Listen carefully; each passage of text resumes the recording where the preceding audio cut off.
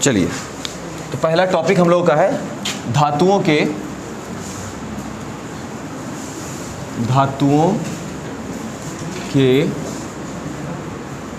भौतिक गुण। यही है ना टॉपिक पहला लघुत्तरीय में। अब देखो, हाँ, फिजिकल एबिलिटी धातुओं का मतलब कि मुख्य रूप से इसमें कौन सी भौतिकता चीज़ें दिखती हैं। भौतिक का मतलब होता है फिजिकल, छू करके महसूस करके जो चीज़ें आप देख रहे होते हो उसको भौतिक बोला जाता है। अब धातु में ऐसा कौन कौन सा गुण दिखता है भौतिक वाला चीज़? जैसे तुम लोग जानते हो, अभी हम लोग आज पूछ भी रहे थे सवाल। पहला चमक, और उसके बारे में क्या लिखते हैं? धातुओं में एक विशेष प्रकार की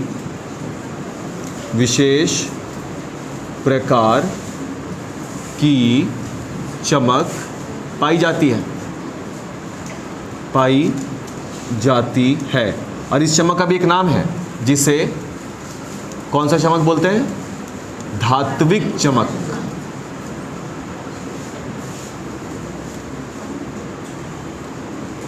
ये सब में नहीं होगा, ये अधातु में ये चमक तुमको नहीं दिखेगा, लेकिन ये शाइन करेंगे। अधातु कैसे शाइन करेगा?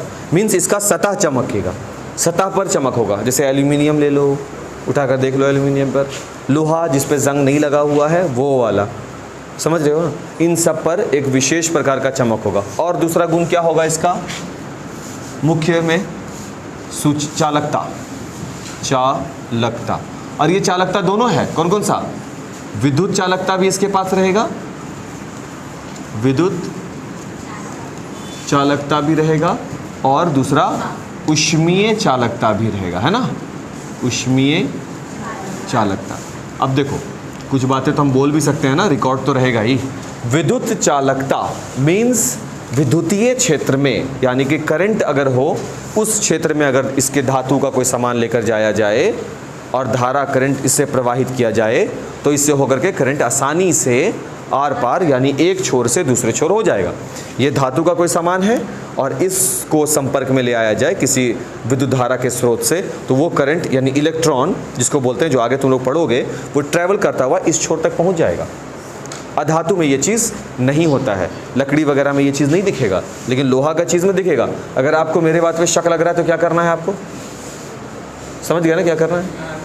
हाँ, बस तार लेना है, वो दोनों ओर छील देना है, इसको प्लग में डालना है, इधर वाले को छू करना है, फिर कुछ करने की ज़रूरत नहीं पड़ेगी, अपने आप होगा। हाँ नहीं, बिल्कुल ऐसा नहीं करना है, ये सब प्रयोग मजाक का बात है। ये हुआ विद्युत चालकता, ठीक है? यानी कि सभी धातुएं जो होती हैं वो विद्युत की सुचालक होती हैं। विद्युत सुचालक का मतलब होता है उनसे होकर के विद्युत धारा प्रवाहित हो सकती है। लिख लीजिएगा इस चीज़ को, रिकॉर्ड है। और दूसरा होता है ऊष्मीय चालकता। इसका क्या मतलब होता है कि धातु जो होती हैं वो ऊष्मा की भी चालक होती हैं। ऊष्मा और विद्युत में क्या फ़र्क है? ऊष्मा का चालकता का मतलब ये होता है कि धातु का कोई सामान ले लो, उसमें कुछ पानी वगैरह रख लिए और उसके बाद तुम उसको गर्म करो, क्या देखते हो? पानी भी गर्म हो जाता है। इसका क्या मतलब है? इसका मतलब है जब हम हीट दिए थे तो पहले वो धातु का प्लेट जो है वो गर्म हुआ होगा, फिर वो गर्म होने के बाद वो अपने अंदर रखे गए सामान को भी गर्म कर रहा है। बात मेरा समझ में आ रहा है बाबू? तो ये ऊष्मा की चालकता दर्शा रहा है। इसमें क्या करंट दौड़ रहा है क्या? नहीं, इसमें ऊष्मा, हीट। यानी अभी ऊष्मा के बारे में भी क्या बात है कि पहले एक इलेक्ट्रॉन गर्म हुआ, फिर गर्म होने के बाद वो अपना ऊष्मा दूसरे को दिया, ऐसे है इलेक्ट्रॉन हीट दूसरे को दिया, फिर वो दूसरे को दिया, इस तरह से ट्रैवल करके पूरा का पूरा जो प्लेट है या डेगची है जो भी है जिसमें तुम धातु का, एल्युमिनियम का बर्तन, उसमें पानी ले रहे हो, उसको गर्म कर रहे हो, तो गर्म क्यों हो गया? क्योंकि पहले एल्युमिनियम गर्म हुआ। एल्यूमिनियम गर्म क्यों हुआ? क्योंकि एल्यूमिनियम एक धातु है और धातु जो होते हैं वो ऊष्मा के भी चालक होते हैं। तो ऊष्मा के चालकता के गुण के वजह से वो गर्म हुआ सबसे पहले खुद, और खुद गर्म होने के बाद वो अपने अंदर रखे गए सामान को भी गर्म करने लगा। ठीक है, और एक और गुण इसका रखा जा सकता है। कौन सा बाबू? कठोरता। हाँ, कठोर भी होते हैं धातु। एक और दे सकते हैं ना बाबू? चलो कठोरता पहले लिख लेते हैं।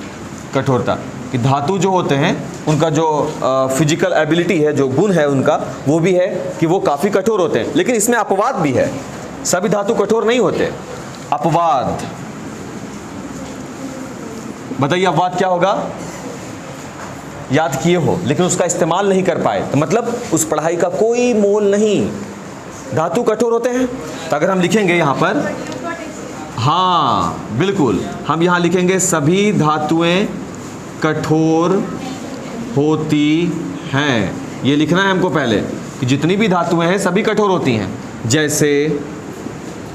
जैसे लोहा, जैसे मैग्नीशियम, सब कठोर है। तो क्या सभी धातुएं सच में कठोर होती हैं? अपवाद कौन कौन सा? सोडियम, पोटेशियम, है ना, ये सब लिखे थे ना। इनको चाकू से काटा जा सकता है, अगर चाकू से हम इसको काट सकते हैं तो फिर ये कठोर तो नहीं हुए, तो इसलिए ये अपवाद कहलाता है। और इसको तो एकदम याद रखना है बाबू, ऐसा ऐसा चीज, समझ गए? और कौन सा है? आघात वर्धनता, आघात वर्ध्यता। अच्छा, इसमें हम पारा भी रख सकते हैं ना, पारा जो वो लिक्विड फॉर्म में होता है, द्रव अवस्था में, पारा भी धातु है। आघात वर्ध्यता मीन्स धातु पर अगर चोट मारा जाए तो धातु कभी भी चूर चूर नहीं होगा, सही है ना, लेकिन चिपटा हो जाएगा वो। क्लियर है बात? हाँ। और इसमें भी है क्या अपवाद? इसमें हमको लगा इसमें है एक अपवाद, ध्यान नहीं आ रहा हमको अभी, खैर कोई बात नहीं। इस पर हम लिख दें क्या कि धातुओं पर प्रहार करने से वे चूर नहीं होते। किसके जैसा? जैसे कि शीशा पर हम लगाते हैं, हथौड़ा गिराते हैं तो क्या हो जाएगा? चूर हो जाता है। वो बर्दाश्त किया, चोट नहीं ना। लेकिन इसमें हम जैसे में किसको रख सकते हैं? जैसे सोना, चांदी, प्लेटिनम एंड ऑल दैट, है ना। हाँ, लोहा जैसे मारते जाएंगे, गर्म कीजिए और चोट मारते जाइए, चिपटा होता चला जाएगा लेकिन चूर नहीं होगा। आभूषण किसका बना सकते हैं? सोना चांदी, हाँ सोना चांदी, ठीक है। आगे तो ये बेसिक गुण है। क्वेश्चन यही मांगा कि कुछ भौतिक गुण बताएं, तो बता दिया कुछ भौतिक गुण। फिर है धातुओं की अम्ल से क्या अभिक्रिया होती है, यानी धातुएं जो हैं वो अम्ल से अभिक्रिया कैसे करती हैं। तो देख लो, मैग्नीशियम है Mg से का मतलब हो गया मैग्नीशियम, अम्ल से अभिक्रिया करेगा 2HCl। 2 क्यों लगा दिए? याद करो पहला दिन लेक्चर में बैलेंस कर रहे हैं समीकरण को, कंकाली समीकरण हम लोग नहीं रखते हैं।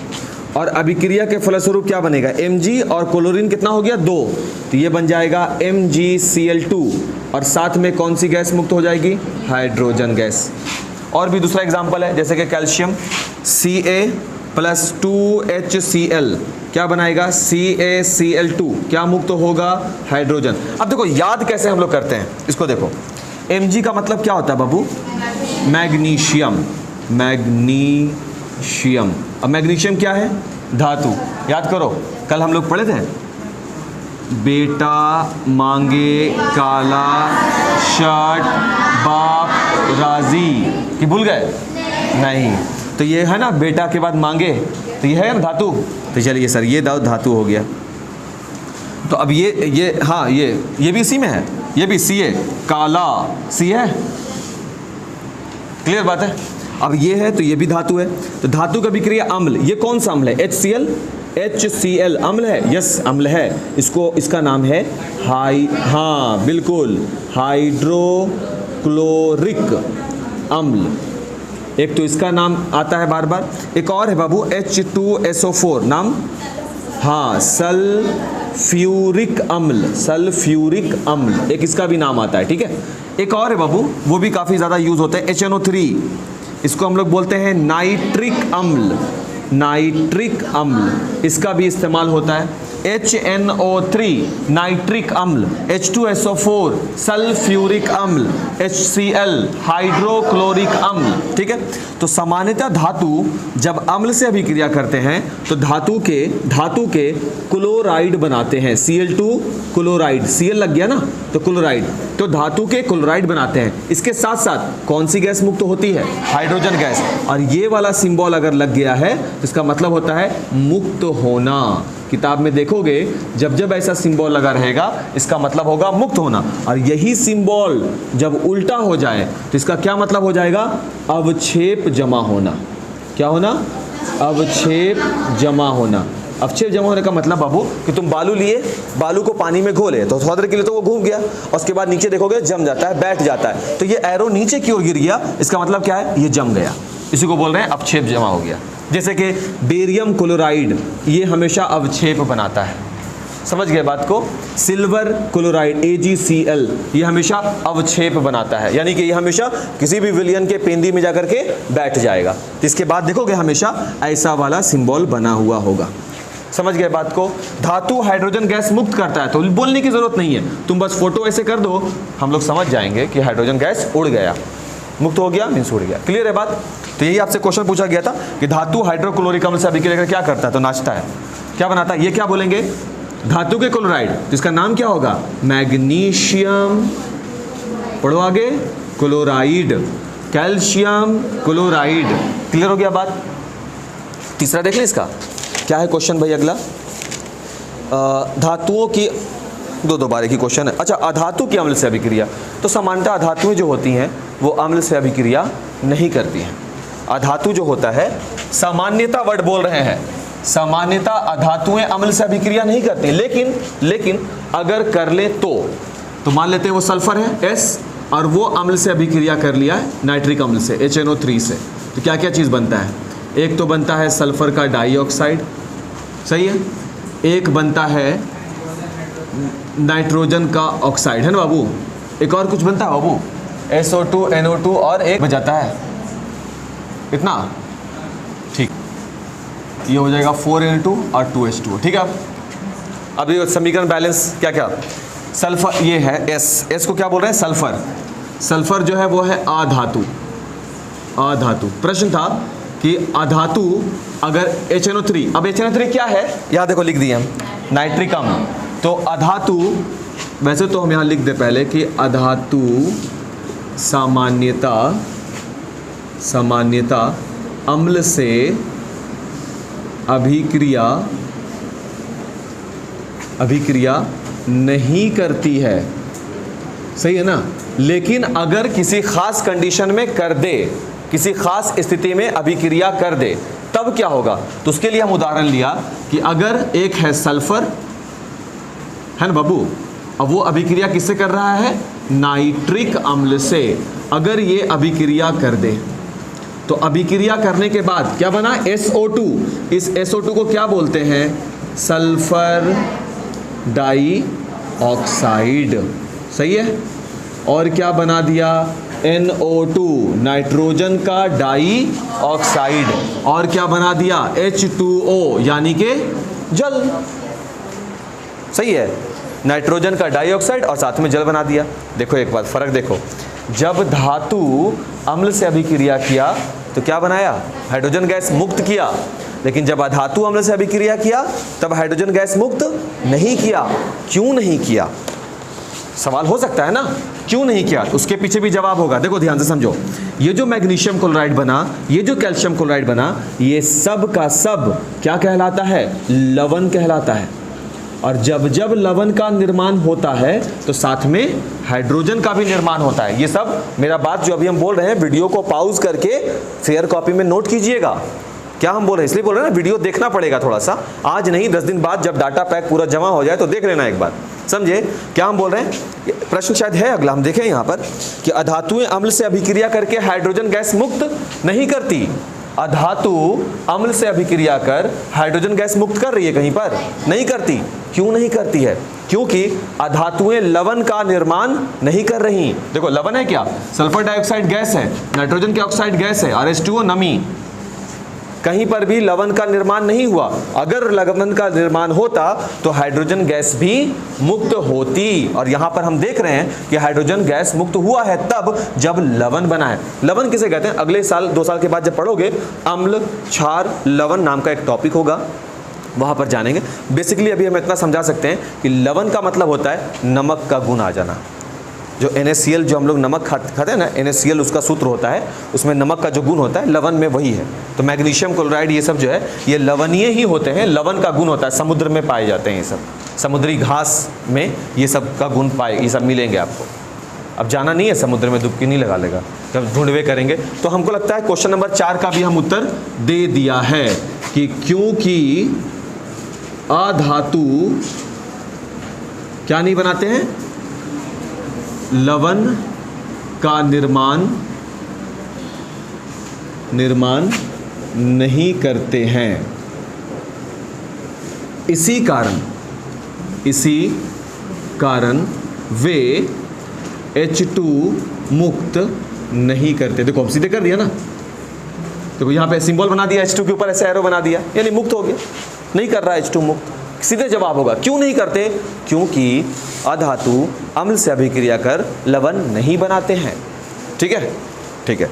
अगला प्रश्न देखा जाए। अब समीकरण है बाबू, उसको संतुलित करना है सिर्फ। चलो फटाफट वो भी देख लें।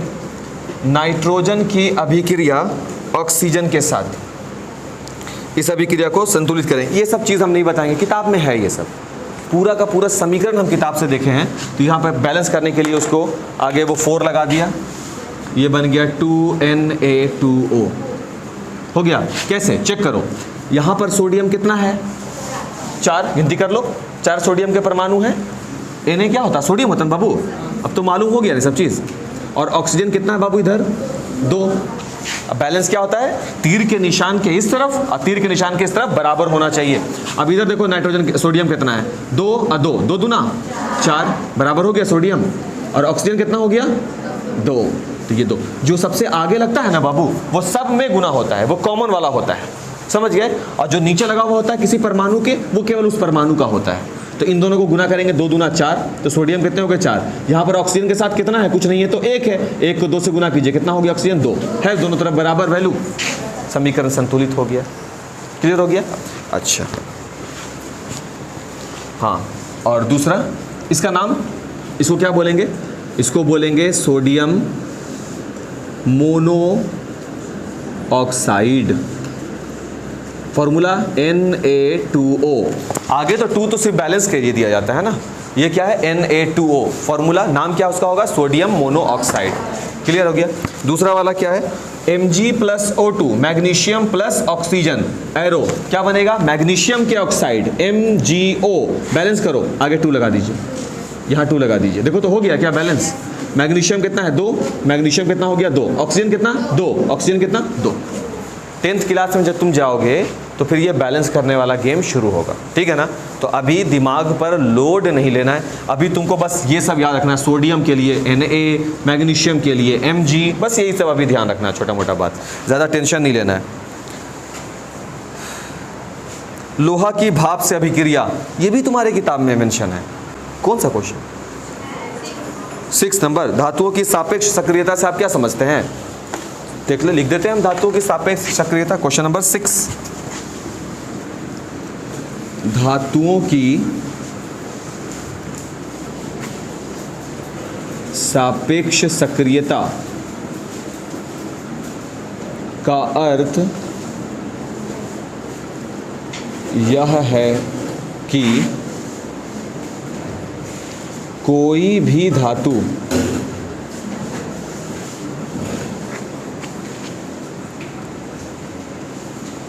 दूसरे धातु से उसके, ये कल हम लोग बात किए थे, यौगिक को तभी प्रतिस्थापित करेगा जब वह अधिक सक्रिय हो। क्या मतलब हुआ इसका, इसको देखो, कल हम लोग बात कर रहे थे बाबू, इस जो चीज़ लिखे है ना उसको हम समझा देते हैं। देखो 2 मिनट में, Cu की अभिक्रिया FeSO4 से हो पाया था कल अभिक्रिया, कल ये अभिक्रिया हो पाया था, याद करो, नहीं हुआ था। हम ये बोले थे कि दोनों में से ज़्यादा सक्रिय कौन है, Fe, बोले थे ना बाबू कल कि Fe कॉपर से ज़्यादा सक्रिय, क्योंकि इधर चलने पर, कल बता रहे थे चलने वाला सिस्टम, कि इधर चलने पर सबसे लास्ट में कॉपर मिलेगा, उससे पहले ही Fe मिल जाएगा, कल बात कर रहे थे। तो ये अभिक्रिया नहीं होगी क्योंकि ये कम क्रियाशील है, तो ये नहीं जाएगा इसके पास। लेकिन अगर यही केस ऐसा होता है Fe + CuSO4 तो ये बोलता इनको कि सुनो भाई साहब, गलत बंदे के साथ हो, मेरे पास आ जाओ। ये इसके पास चला आएगा, FeSO4 बनेगा, Cu अकेला हो जाएगा। यही है धातु की सापेक्ष सक्रियता। मीन्स कोई भी धातु दूसरे धातु के यौगिक को तब अपने पास बुलाता है या खुद उसके पास तब जाता है जब वो उस धातु से ज़्यादा एक्टिव हो। एक्टिव ही नहीं होगा तो क्यों जाएगा? तुम्हारे दोस्त को हम अपना दोस्त कब बना सकते हैं? जब लालच ज़्यादा दिखलाएंगे तभी ना। जब लालच ज़्यादा दिखलाएंगे तभी ना तुम्हारा फ्रेंड मेरा फ्रेंड होगा। कि ऐसा जो तेरा है वो मेरा, ऐसा होता है क्या? नहीं ना होता। कुछ लालच दिखलाना पड़ेगा, जो तेरा है वो पूरा परमानेंट मेरा। वो कैसे हो सकता है? अब यही देखो ना, FeCO4 FeSO4Cu। अब इसके पास पहुंच जाए मैग्नीशियम, FeSO4 के पास पहुंच जाए मैग्नीशियम। अब बोलो, अब क्या बनेगा? क्यों? अब ये ज्यादा सक्रिय है इससे। समझ रहे हैं बात को? खेला खत्म। समझ गए? होमवर्क दे देते हैं कुछ।